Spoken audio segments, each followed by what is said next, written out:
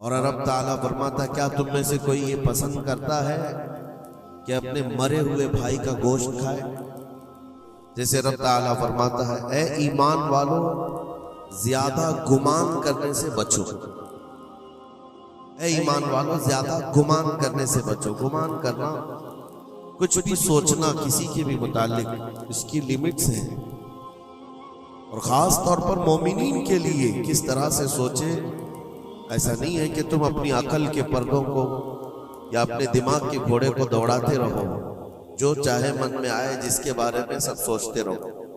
कुरान ने तो इस पर पाबंदी लगाई, ऐ ईमान वालों ज्यादा गुमान करने से बचो, वला तजस्ससु, और किसी की टोह में मत लगे रहो। तजस्सुस किसको कहते हैं? जासूसी करना। कौन कहाँ जा रहा है, कहाँ से आ रहा है, इसके घर में कितने लोग हैं, किस वक्त इनके घर में क्या क्या होता है, तुम्हें उसके बारे में अल्लाह ने हुक्म नहीं दिया। लेकिन भाइयों की टोह में लगे रहना बहुत बड़ा गुनाह है, गुनाह कबीरा में है। वला यग़्तब बअदुकुम बअदा, और आयत का ये तीसरा हिस्सा है। और अपने भाइयों की गैर मौजूदगी में उनकी गीबत ना करो, उनके खिलाफ बातें ना करो। और रब ताला फरमाता क्या तुम में से कोई ये पसंद करता है कि अपने मरे हुए भाई का गोश्त खाए। जो गीबत करता है गोया कि वो अपने मरे हुए भाई का कच्चा गोश्त खाता है। और गीबत के मुतालिक बहुत सारे लोगों को ऐसा लगता है अरे मैं तो पीठ पीछे क्या सामने मुंह पे भी यही बोल सकता हूं। ये बातें जो कहते हैं, गीबत का मतलब ये नहीं है कि सिर्फ पीठ के पीछे बोलना, मुंह के सामने भी ऐसी चीज बोलना जो उसको बुरी लगे, वो गीबत है, वो भी हराम है। ये तीन चीजें इस आयत के अंदर है। एक बदगुमानी करना, दूसरे जासूसी करना और तीसरे गीबत करना। इसके ऊपर अगर मैं गुफ्तगू करूं बहुत तवील हो जाएगा, लेकिन ये पूरे मुआशरे के लिए जहर हिलाल है, जहर कातिल है। यहां से सोसाइटियां टूट जाती हैं, रिश्ते खत्म होने लगते हैं। बदगुमानी करना, शक करना, ये एक उसी की किस्म है। ज़न इसको अरबी में कहा गया है गुमान, यानी किसी के मुतालिक गुमान करना। देखें दुनिया में जो चीज दिख रही है जरूरी नहीं है कि वो वैसी ही हो। हर चमकने वाली चीज हीरा नहीं होती और हर काली दिखने वाली चीज कोयला भी नहीं होती। दोनों में बड़ा फर्क है। हकीकत कुछ और हो सकती है, लेकिन बगैर किसी तहकीक के या बगैर तुम्हें यकीन के गुमान कर लेना, ये तुम्हें बहुत बड़े गुनाह में ले जाएगा, बहुत बड़े गुनाह में। अब गुमान की किस्में भी मैं आपको बताऊंगा, उससे कबल मैं आपको बताऊं सर, सैयदना जुनैद बगदादी रदी अल्लाह ताला अन्हु जो सैयदुत ताइफा है, वलियों के सरदार, अपने जमाने के कुतुब, घर में बैठे हुए थे। बड़े आप घर से भी मालदार थे, बहुत सारे लोग अपनी जरूरत लेकर के आते थे।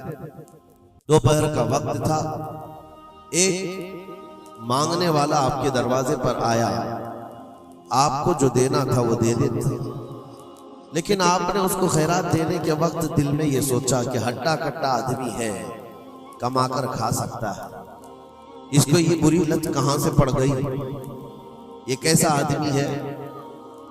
बहरहाल उसको जो खैरात देनी थी दे दिया, वो बंदा चला गया, खैरात लेकर चला गया। अब वापस आप अपने घर आए और जैसे ही आप आए नींद लग गई, आप सो गए।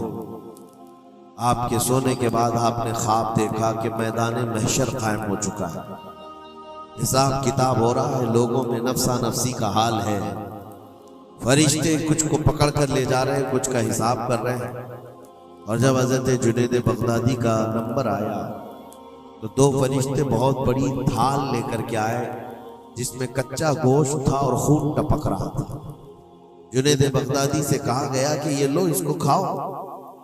तो हज़रत जुनैद बगदादी ने कहा कि क्या मुझे नहीं जानते, मैं जुनैद, मैंने ऐसा कौन सा गुनाह किया कि मुझे इसकी सजा ये दी जा रही है। फरिश्तों ने कहा ए जुनैद, क्या अपने मोमिन भाई के बारे में आज दिन में आपने बुरा गुमान नहीं किया? जो आपके दरवाजे पर आया उसके मुतालिक आपने बदगुमानी नहीं की? हजरत जुनैद बगदादी रज़ियल्लाहु ताला अन्हु बिछक करके उठ गए, खौफ के मारे नींद खुल गई। और उसके बाद बेकरारी इतनी आई कि हाँ मैंने तो गुमान उसके मुतालिक गलत किया था। थोड़ा सा ऐसा भी नहीं है कि वो चोर है, डकैत है, डाकू है, ये भी नहीं, सिर्फ इतना सोचा था कि हट्टा कट्टा आदमी है, मांगता क्यों है। हज़रत जुनैद बगदादी अपने घर से निकले उस फकीर को ढूंढने के लिए कि जो मेरे घर आया था। और उसके बाद ढूंढते हुए उसके पास पहुंच गए, जा करके उससे माफी तलब की। कहा कि आज तू जो घर पर आया था मैंने तेरे मुतालिक ये गुमान किया था कि तू हट्टा कट्टा आदमी है और मांग कर खा रहा है। तो उसके बाद उस शख्स ने जो जवाब दिया वो हैरत में था। मेरे अजीजों, ना वो फकीर था, ना ही वो कोई कमजोर और मजबूर था, बल्कि अल्लाह के एक वली थे जो उनके इम्तिहान के लिए आए हुए थे। हज़रत जुनैद बगदादी रज़ियल्लाहु ताला अन्हु को उससे ज्यादा माल उन्होंने लौटाया और कहा, ऐ जुनैद, तेरे मकामात को अगर कोई चीज खत्म करती है तो मोमिनीन के मुतालिक बदगुमानी कर। अगर तू आज यहाँ ना आता तो तेरे मकामात रोक दिए जाते। आगे तुम न मारिफत और तरीकत के रास्ते पर बढ़ सकते, क्योंकि ये मर्ज है, ये बीमारी है। इस बीमारी ने तो हमारे मुआशरे को खराब किया हुआ है। बदगुमानी से बचो। यहां तक के लोगों ने बहुत जल्दी अपने दिमाग पर यकीन करके फैसले भी ले लिए हैं। आप मिसाल के तौर पर किसी घर से कोई निकल रहा है और आपने फौरन ये गुमान कर लिया कि ये इस घर में बदकारी करने के लिए गया था। आपकी नेगेटिविटी जो जहन में थी आपने गुमान किया और उस पर यकीन की मोहर भी लगा दी। ना उससे आपने जाकर पूछा कि कौन है, क्यों आया था। इसी तरह की एक और बात मैं आपको बताता हूँ। हजरत शफीक बल्खी बड़े बुजुर्ग दरिया दजला के किनारे आए, देखा कि एक मर्द, एक नौजवान है, औरत को गोद में सुलाया हुआ है दरिया के किनारे और शराब की बोतल हाथ में लिए बैठा है। इस तरह का माहौल तो बगदाद का नहीं था, पर्दे का माहौल था, इस्लामी माहौल था। लेकिन खुले आम कोई दरिया दजला के किनारे इस तरह बैठे और वो भी औलिया की नजर पड़े तो उनके लिए तो बहुत हैरत की बात थी। हजरत शफीक बल्खी ने देखा, कहा, हाय अफसोस, जमाना कहाँ आ गया। लोग खुले आम औरतों को लेकर बाहर सोने में बाहर मजे करने लग गए और खुले आम अब शराब भी पी जाने लगी। शराब भी पी जा रही है, खुद भी पी रहा है, उस औरत को गोद में थोड़ा थोड़ा सा पिला भी रहा है। हजरत शफीक बल्खी ने कहा कि बहुत सख्त हालात हो गए बगदाद में, इतनी अय्याशियां मैं पहली मर्तबा देख रहा हूं। इसी असना में एक कश्ती दरिया दजला में हिचकोले खाती हुई आ रही थी और उस कश्ती का बैलेंस बिगड़ा हुआ था, वो आगे बढ़ नहीं पा रही थी। इधर उधर करते करते अचानक वो कश्ती पलट गई, उसमें 10 लोग सवार थे, सबके सब दरिया में डूब गए। ये जो नौजवान किनारे पर बैठा था, उस औरत को जो गोद में लिए बैठा था, औरत को उठाया और उसको साइड किया, भागता हुआ गया दरिया के पार। यूं हाथ डालता था, एक आदमी को निकालता था और बाहर करता, ना उसके पांव पानी में डूबते थे। यूं समझ ले कि जैसे दरिया में कोई खड़ा है और अपने हाथ डाल डाल करके निकाल रहा है। 9 आदमियों को उसने अपने हाथों से दरिया से निकाला और बाहर किया और उसके बाद एक आदमी बच गया था। इस नौजवान ने हजरत शफीक बल्खी की तरफ देखा जो वहीं खड़े थे। कहा, क्या है शफीक बल्खी, मेरे बारे में बहुत कुछ तुमने सोचा दिल में, 9 तो मैंने निकाल दिया, एक आप निकाल दिया। ये जो जान बचाया है मैंने, और रब तबारक व तआला ने फरमाया जिसने किसी एक की जान बचाई उसने पूरी कायनात की जान बचाई, पूरी दुनिया की जान बचाई। मैंने तो 9 को बचाया, आप एक बचाओ। आपने फरमाया इस सिलसिले में बाद में बात करेंगे, पहले उस आदमी को बचा लो, उस आदमी को बचा लो, मैं तुमसे इल्तिजा करता हूं। उसने 10वें को भी बचाया। उसके बाद हजरत शफीक बल्खी के दिल में एहसास हुआ कि मैंने गलत जगह गुमान किया। ये कोई आम आदमी नहीं है, आम इंसान नहीं है, इसके मुतालिक मैंने क्या क्या दिल में सोच लिया, क्या क्या गुमान कर लिया। तो आपकी आंखों में आंसू आ गए और कहा कि मुझसे बड़ी खता हो गई, मुझे माफ करें। लेकिन आपको अल्लाह ने ये ताकत दी है कि आप दरिया पर खड़े होकर इंसानों को बचा तो रहे हैं, लेकिन ये क्या है जो किनारे पर बैठ कर के खुलेआम हो रहा है? किनारे दरिया के बैठकर ये खुलेआम क्या हो रहा है? उस नौजवान ने कहा, शफीक बल्खी ये भी मैं बताता हूं, वो गोद में पड़ी हुई औरत कोई आम औरत नहीं, मेरी माजूर माँ है, बीमार है, और उसको दरिया के किनारे लाने का हकीमों ने हुक्म दिया। और मेरे हाथ में जो बोतल है ये दवा की बोतल है, उसको हर आधे घंटे पर पिलाया जाता है। मैं भी पीता हूं और मेरी माँ को पिलाता हूं। सिर्फ इलाज की गर्ज से मैं यहां पर बैठा हुआ हूं। और आपने अपने दिमाग में क्या क्या सोच लिया? ये बगदाद तबाह हो गया, अय्याश हो गया, नौजवान औरतों को लेकर आके बैठने लग गए, शराब पीने लग गए। मेरे अजीजों, ये बहुत बड़े वली कामिल की बात कर रहा हूं, हज़रत शफीक बल्खी। लेकिन उनको खता का एहसास होता तो वो रोते, गिड़गिड़ाते और तौबा भी करते। हमारे तो हालात ऐसे हैं कि हमने तो बिल्डिंगें बना ली अपने गुमान पर, इमारतें बना ली, फलां के मुतालिक ऐसे ऐसे मामलात हैं, और उसी पर हम इमारतें बनाना शुरू कर देते हैं, जबकि हमारे पास यकीन के लिए एक दलील भी नहीं होती। मेरे अजीजों, बदगुमानी से बचने के लिए कुरान कहता है, या अय्युहल्लज़ीना आमनू इज्तनिबू कसीरम मिनज़्ज़न, ऐ ईमान वालों, ज्यादा गुमान करने से बचो, हराम है और कबीरा गुनाह है। यहां तक के फरमाया गया कि बदगुमानी करोगे मोमिनीन के मुतालिक, कल क़यामत के दिन फैसला होगा, और अगर तुम्हारा गुमान गलत निकला तो सारी नेकियां तुम्हारी उठाकर उस बंदे को दीजिए जिसके मुतालिक बदगुमानी किया था। और तुम नेकियों से अगर खाली थे तो ये मत समझना कि आप कुछ नहीं लिया जाएगा, बल्कि जिसके मुतालिक बदगुमानी किए थे उसके गुनाह उठाकर तुम्हारे ऊपर डाल दिया जाएगा। उसके हुकूक की पामाली है, ये हुकूकुल इबाद है। इसलिए ये गुनाह ऐसा है, बल्कि एक मर्ज है जो लोगों के एतमाद को खत्म करता है, रिश्ते बिगड़ जाते हैं। मुझे याद है एक बात बहुत पहले की, हमारे जमाने तालिब इल्म, मैंने तकरीबन 8-10 साल देखा, दो गहरे दोस्त थे, बहुत गहरे दोस्त, एक साथ खाते थे, एक साथ जाते थे, मशहूर थी दोस्ती। और इत्तेफाक ऐसा हुआ कि एक महफिल में बैठे हुए थे, एक दोस्त जो है वो मुझसे बात कर रहा था, और उसका जो दूसरा दोस्त है वो दूर बैठा हुआ है।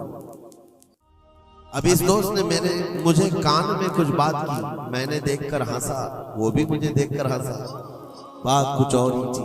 सामने वाले को ऐसा लगा कि हम उसके मुतालिक प्लानिंग कर रहे हैं, और उसको ये लगा कि हम उसके मुतालिक कुछ बुरी बातें कर रहे हैं, जबकि ना उसके नाम का मसला था, ना टॉपिक था, कुछ नहीं था।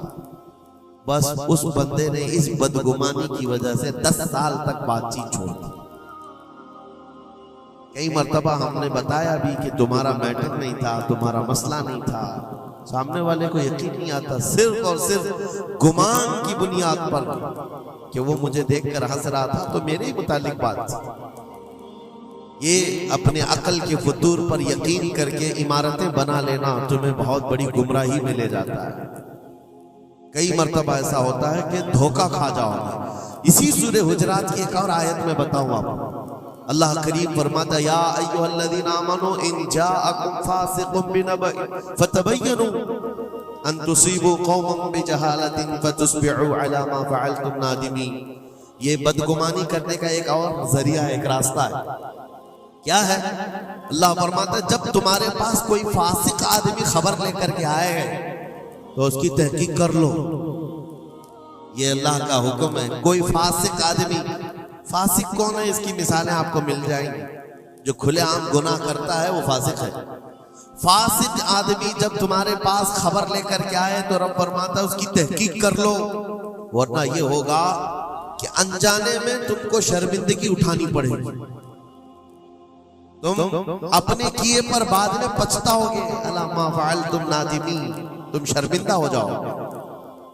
अक्सर ऐसा होता है कि कोई खबर लेकर के तुम्हारे पास आया, और आज के जमाने का बड़ा फासिक ये व्हाट्सएप है, बड़ा फासिक है, इसकी बातों पर कौन यकीन करे। मेरे अजीजों, लोग तो सिर्फ एक दूसरे की एडिट की हुई तस्वीरों को देख करके ईमान ले आ जाते हैं, है ना, ऐसा हकीकत है। व्हाट्सएप यूनिवर्सिटी के फारिगीन तो अभी जमाने में बहुत है, इनकी नॉलेज सिर्फ और सिर्फ उसी से है, इंटरनेट से, व्हाट्सएप से। जबकि इनकी तहकीकात पर अगर लग जाए तो असल वजूद में कुछ है ही नहीं। इसीलिए मेरे अजीजों, बदगुमानी करने से बचो, बदगुमानी करने से बचो। जिसकी असल ही ना हो उस चीज के फैलाने का हम सबब बन जाते हैं कई मर्तबा। अल्लाह करीम हमें इस बलाए अजीम से महफूज रखे। मुझे एक बात याद आती है, मैंने पढ़ा था ट्रेन में एक आदमी सफर कर रहा है और उसके साथ 3 बच्चे हैं। बड़े बेटे की उम्र 7 साल की, दूसरे बेटे की उम्र 5 साल की, तीसरे की 3 साल की। छोटे बच्चे 7, 5 और 3 साल की उम्र के बच्चे हैं। अब वो बंदा जब ट्रेन में सफर कर रहा हो 3 बच्चों को लेकर के, और जब बैठा हुआ है ट्रेन में, कोई बड़ा उधर से कूदता है, कोई इधर से उछलता है। ये तीनों उछल कूद ऐसी मचाए हुए हैं कि मुसाफिर का आराम और सुकून गारत हो गया है। थोड़ी देर तो कोई बर्दाश्त कर लेगा, और उसके बाद मुसाफिर देख रहे हैं दूसरे। बड़ा मसला तो ये है कि उछल कूद तो बच्चे कर रहे हैं, बाप एक जुमला भी उनको मना नहीं कर रहा। ना बड़े से कहता है कि बैठ जा, ना छोटे को संभालता है। उछल कूद कर रहे हैं और ये खामोशी से बैठा हुआ है कोने में। सामने के पैसेंजर देखते रहे और कहा कि कितना बेगैरत आदमी है, बच्चों को ऐसे खुलेआम छोड़ा हुआ है, बैलों की तरह नाच रहे हैं। अब काना फूसी भी शुरू हो गई। थोड़ी देर के बाद जब ये ज्यादा हो गया तो लावा फट ही जाता है लोगों का। कोई किसी की गोद में कूद पड़ रहा है, कोई उछल कूद करते हुए बच्चा किसी के यहाँ लटक जा रहा है। ये 1 घंटा तमाशा हुआ तो उसके बाद लोगों के सब्र का दामन छूट गया, बोलना शुरू कर दिया, और सबने मिलकर के जब उसको कोसना शुरू किया, भाई साहब आपके बच्चे हैं? उसने कहा मेरे बच्चे हैं। कहा कुछ तो तमीज सिखाओ, सफर के आदाब तो बताओ। कोई वहां से कूद रहा है, कोई यहां से कूद रहा है, सारे लोगों का आराम गारत करके रखा है इन बच्चों ने। आप बाप हैं, आपको तमीज नहीं आती, आपको तरबियत का अंदाज नहीं मालूम। सबकी डांट डपट सुनता रहा, और उसके बाद थोड़ी देर के बाद भुर्राई हुई आवाज निकली, उसकी दर्द भरी आवाज निकली। कहा मैं इनको तरबियत अच्छी तरह से देता हूं, तमीज भी है सब, लेकिन मसला यह है कि आज ही सुबह इनकी माँ मेरी बीवी का घर में इंतकाल हो चुका है। वो मैके गई हुई थी, ये बच्चे मेरे पास थे। मुझे सुबह खबर आई है इनकी माँ का अचानक दौरा पड़ने से इंतकाल हो चुका। मैंने अभी तक इन बच्चों को बताया नहीं कि इनकी माँ का इंतकाल हुआ। ये जितना उछल कूद कर रहे हैं, खेल रहे हैं, अभी घर पहुंचेंगे तो इनकी सारी खुशियां खत्म हो जाएंगी। ये अपनी माँ की मुर्दा लाश को देखेंगे तो सारा उछल कूद चला जाएगा। बस मैं इसलिए इनको इतनी देर के लिए छोड़ा था कि जितनी देर खुशी मना सके मना लें, फिर जिंदगी भर इनको मां को खोने का एहसास तो सताता ही रहेगा। बस इतना जुमला उसका निकला तो हिचकियां बंध गई। जो बगल में मौजूद मुसाफिर थे सबकी आंखों में आंसू आ गए। अब कोई बच्चे को उठाता चूमता था, कोई उसको गोद में उठा रहा है। बच्चों को खबर नहीं है कि इनकी मां का इंतकाल हुआ है, और ये बंदा उनको सफर पर ले जा रहा है। लेकिन थोड़ी ही देर के लिए दूसरे मुसाफिरों ने क्या क्या बदगुमानियां कर ली। मेरे अजीजों, किसकी जिंदगी में क्या चल रहा है आपको खबर नहीं है। कई लोगों की जिंदगियों में समंदर मौजें मार रहा है, और आप उसे देख करके न जाने बेगैरत समझ लेते हैं, कभी उसको बदतमीज समझ लेते हैं।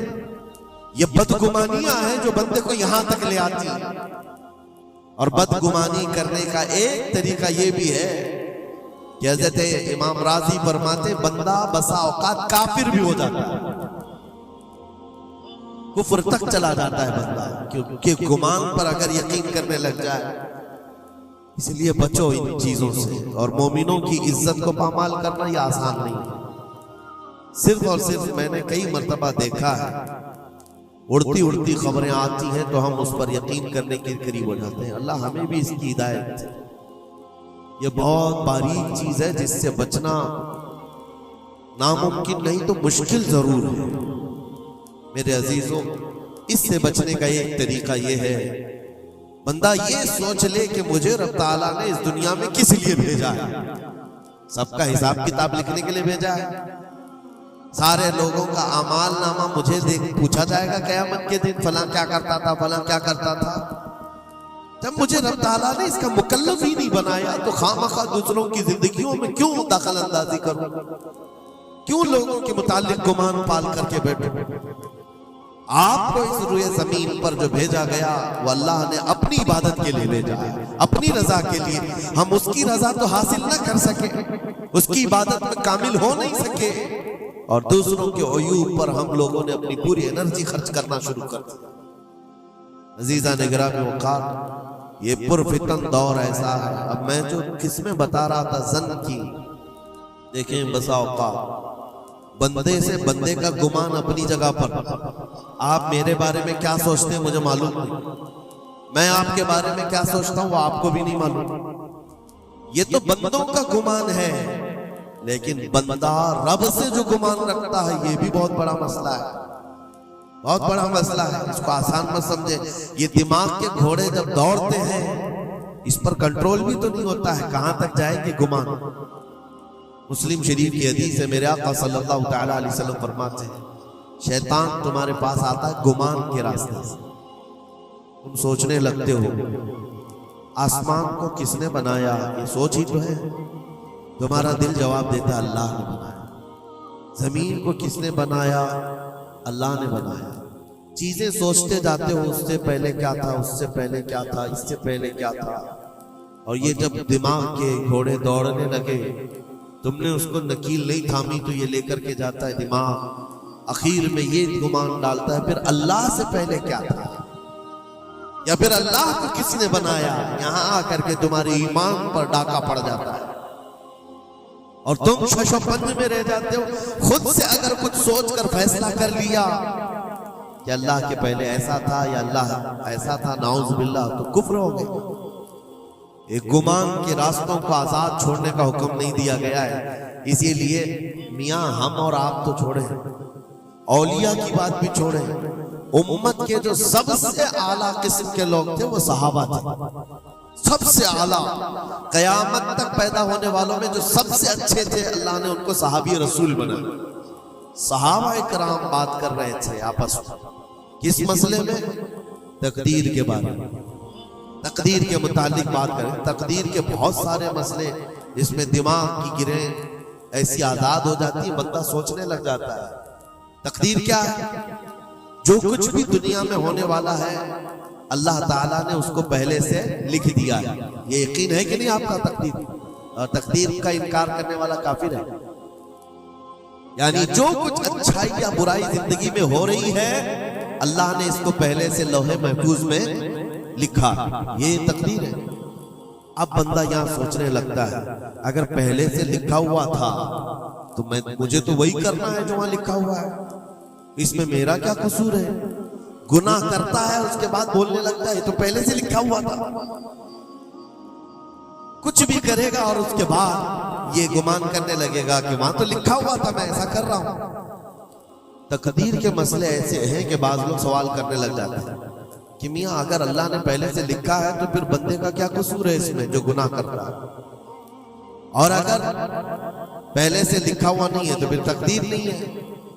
इन मसाइल में गुफ्तगू करते करते, गुमान करते करते बंदा कुफ्र तक पहुंच जाता है। कुछ फिरके भी बन गए इसी बात, जबरिया, कदरिया। अब मैं यहां पर इसलिए ये बात कर रहा हूं, नबी करीम सल्लल्लाहु तआला अलैहि वसल्लम ने सहाबा को मना कर दिया कि इस मसले में गुफ्तगू ज्यादा ना करो। तो आम लोग तो छोड़े, अब जन की किस्में मैं बता रहा हूं, गुमान की वो 4 किस्में बताई गई। इमाम अबू बकर जस्सास राजी रहमतुल्लाह अलैह ने 4 किस्में इसकी बयान की। पहला गुमान हराम है, दूसरा गुमान वाजिब है, तीसरा गुमान मुस्तहब है, और चौथा गुमान यानी ना उसके ऊपर गुनाह मुबाह है। उसकी किस्में हैं जिसमें से पहला गुमान जो हराम है, और एक गुमान को तो उन्होंने कुफ्र भी कहा है। पहला गुमान हराम, ये सोचता रह जाए सिर्फ अल्लाह के मुतालिक है ये सारे गुमान कि मैं गुनहगार हूं और अल्लाह मुझे सजा देकर ही रहे, अल्लाह मुझे अजाब ही देगा, ये सोचता रहे सिर्फ और सिर्फ। तो इमाम अबू बकर जस्सास राजी फरमाते ये गुमान हराम है। रब कहार जरूर है, रब जब्बार जरूर है, लेकिन गफ्फार भी है और सत्तार भी। तुमने अगर सिर्फ यही गुमान किया कि मुझे सजा देगा, मुझे सजा देगा, तो ये गुमान हराम है। इस पर मुझे आला हज़रत फाजिल बरेलवी रहमतुल्लाह तआला अलैह की बात याद आती है। उनका गुमान कैसा था, सोचते थे बारगाह मुस्तफा करीम, कहते हैं डर था कि इसियां की सजा अब होगी या रोजे से ज्यादा, डर था कि गुनाहों की सजा अब होगी या रोजे जजा, दी उनकी रहमत ने सदा, ये भी नहीं वो भी नहीं, यहां भी नहीं होगी वहां भी नहीं होगी, रहमत ने सजा आवाज दी।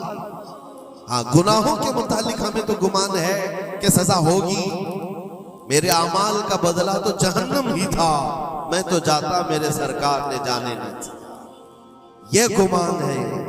बारगाह मुस्तफा में गुमान आला रखो, और रब ताला के मुतालिक जब गुमान करना हो तो हदीस कुदसी है, मुस्नद अहमद की हदीस है, अल्लाह ताला फरमाता अना इंद ज़न्नी अब्दी बी, मैं अपने बंदे के गुमान के मुताबिक सुलूक करता हूं। बंदा मेरे मुतालिक जैसा गुमान करता है मैं उसके साथ वैसा सुलूक करता हूं। अब तुम्हारा है ये तुम्हारी मर्जी है। और हदीस का आगे का टुकड़ा भी है, फल यदुन मा शा अबी, बंदा जो चाहे मेरे बारे में गुमान कर ले। तुम सख्त किस्म का खुदा गुमान करके बैठे हो, सख्तियों का सुलूक हो जाए। इसीलिए मैंने इससे कबल भी एक बार कहा था, जब किसी के घर में इंतकाल होता है फरिश्ते आ जाते हैं, मरे हुए इंसान को उठाने से पहले तक वो घर वालों को सब देखते रहते कौन क्या क्या बोल रहा, और उसकी सारी रिपोर्ट ले जाकर बारगाह रब्बुल इज्जत में अर्ज करते। अल्लाह ताला पूछता है फरिश्तों से, आज इस घर में एक जान को हमने लिया, वो लोग मेरे मुतालिक क्या गुमान कर रहे थे, क्या सोच रहे थे और क्या कह रहे थे। फरिश्ते कहते हैं, ऐ मौला फलां कह रहा था कि मेरे घर पर बड़ा जुल्म हो गया, मेरा अजीज बच्चा ले लिया, मेरे घर पर ऐसी चीज आफत आ गई, सब बातें। तो रब तबारक व तआला फरमाता है फरिश्तों गवाह हो जाओ, उन्होंने जैसा मेरे मुतालिक गुमान किया अब मैं उनके साथ वैसा सलूक करूं, दुनिया में भी और आखिरत में भी। और फिर किसी घर से फरिश्ते जाते हैं जो नेक लोगों का होगा, रब ताला पूछता है यहाँ क्या कहा जा रहा था मेरे मुतालिक, क्या सोचा जा रहा था। फरिश्ते कहते मौला उनके घर पर बड़ी गम की बात थी, बड़ी मुसीबत थी, उनके बाप का इंतकाल था, लेकिन हर कोई कह रहा था इन्ना लिल्लाहि व इन्ना इलैहि राजिऊन, हम अल्लाह के लिए हैं और अल्लाह ही की तरफ लौटने वाले हैं। रब ताला पर फरमाता है फरिश्तों तुम गवाह हो जाओ, इससे बेहतर उनको निअमुल बदल दुनिया में दूंगा और उससे बेहतर आखिरत में अता करूंगा। तो अल्लाह करीम के बारे में गुमान क्या रखना है, ये भी गौर और फिक्र के साथ। ये जन्न हराम से बचो, जन्न कुफ्र से बचो, और जन्न वाजिब है एक जो फिक़ह के मसले हैं, ये अहादीस जिसको जन्नी अहकाम कहा जाता है, वो सब यहाँ पर डिस्कस करें तो आपके ऊपर से बाउंस चला जाए। और मोमिनीन के मुतालिक मुस्तहब है, अच्छा गुमान करना हर एक के मुतालिक मुस्तहब है। और मुबाह जिसको कहा गया है वो ऐसा है कि आपके बिला इख्तियार कुछ गुमान आया है, आपने सोचा नहीं, ये मुबाह है। और खैर का गुमान करना, ज़न्नुल मुमिनून खैरन, हुजूर पाक ज़न्नुल मुमिनीन खैरन, मेरे आका सल्लल्लाहु अलैहि वसल्लम ने फरमाया मोमिनों के बारे में हमेशा अच्छा गुमान रखो, अच्छा गुमान रखो। कोई मर गया और जनाजा जा रहा है। एक हदीस ये भी मैं बता दूं आपको, तुम्हारे गुमान करने से और तुम्हारे बोलने से कितना फर्क पड़ता है। एक जनाजा जा रहा था, हुजूर पाक सल्लल्लाहु अलैहि वसल्लम थे, वहां पर बहुत सारे लोग खड़े थे, उसकी तारीफ करने लग गए, क्या अच्छा आदमी था, कितने अच्छे अमाल थे इसके, सबके साथ भलाई करता था। हुजूर पाक ने फरमाया बच बच, वाजिब हो गई उसमें। फिर एक जनाजा निकला और लोग उसके मुतालिक कहने लगे बड़ा बदकार आदमी था, ये जमीन का बोझ है, चला गया, लोगों के साथ बुराइयां करता था। हुजूर ने फरमाया बच बच, वाजिब हो गई। साहबा ने पूछा दोनों पर वाजिब हो गई? हुजूर ने फरमाया पहले पर जन्नत वाजिब हुई, दूसरे पर दोज़ख वाजिब हुई। तुमने जिस तरह से उसके मुतालिक अपना वो बनाया, दिमाग बनाया, मोमिनीन जो कसीर मोमिनीन और यानी सलाह और तकवा वाले मोमिनीन जिसके मुतालिक अच्छा गुमान करे, अल्लाह भी उसके साथ अच्छा सलूक फरमाता। इसीलिए मेरे अजीजों, क्या जाता क्या है अच्छा गुमान करने में? खर्चा कौन सा है आपका? पैसे कौन से लगते हैं आपके? जो कब्रस्तानों में सोए हुए उनके बारे में अच्छा गुमान करो कि जो कुछ भी थे अनजाने में उनसे खताएं हुई होंगी, लेकिन वो रब ताला की रहमत से मायूस नहीं थे, मौला उन्हें माफ करेगा। ये इतना गुमान करने में तुम्हारा क्या जा रहा है? आज के इस पुरफितन दौर में ऐसे बदमाश किस्म के और ऐसे फित्तीन लोग भी आए हुए हैं जो तुम्हें औलिया से भी बदगुमान कर रहे हैं, सहाबा से भी बदगुमान कर रहे हैं। आज देखते नहीं सोशल मीडिया पर कोई हजरत अमीर मुआविया पे भोंक रहा है, कोई खारजी कुत्ता मौला अली पे भोंक रहा, कोई सैयदा फातिमा तो ज़हरा हसनैन करीमैन के बारे में बात करने लग गया है। ना तुम्हारा जमाना है, ना तुमने उनको देखा है, सिर्फ उड़ती हुई खबरें आई तो तुमने यहाँ से गुमान बना लिया, फला बागी था, फला हद से ज्यादा करने वाला था। नाउज़ुबिल्लाह, ये सहाबा के बारे में बातें हो रही है, औलिया इकराम के बारे में धड़ल्ले से बात की जाती है।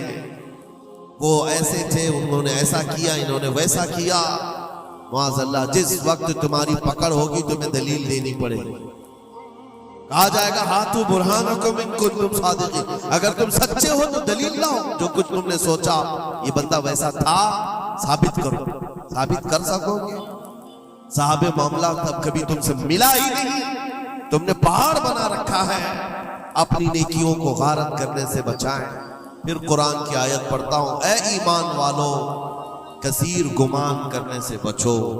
इसके दो हिस्सों पर तो मैंने बात ही नहीं किया। वला तजस्ससू, जासूसी मत करो।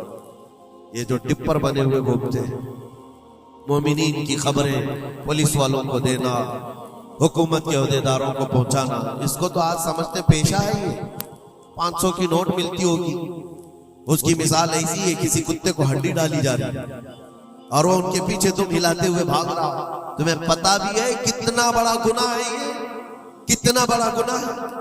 अरे तुम है, लानत है ऐसी जिंदगियों पर। तुमको जिंदगी इसलिए मिली कि तुम मोमिनीन की और मुसलमानों की खबरगिरी करो और यहाँ की जासूसी ले जाकर कुफ्फार को दो। कल कयामत के दिन क्या जवाब दोगे रब ताला के बारे में? रब तबारक व तआला के उन बंदों के मुतालिक जो उसे अल्लाह पुकारते हैं, तुम इनकी खबरें ले जाकर उन कुफ्फार और मुशरिकीन को देना चाहते हो जो हमारी जान के प्यासे हैं। मुसलमानों में से अगर कोई है तो बाज आ जाए, तौबा कर।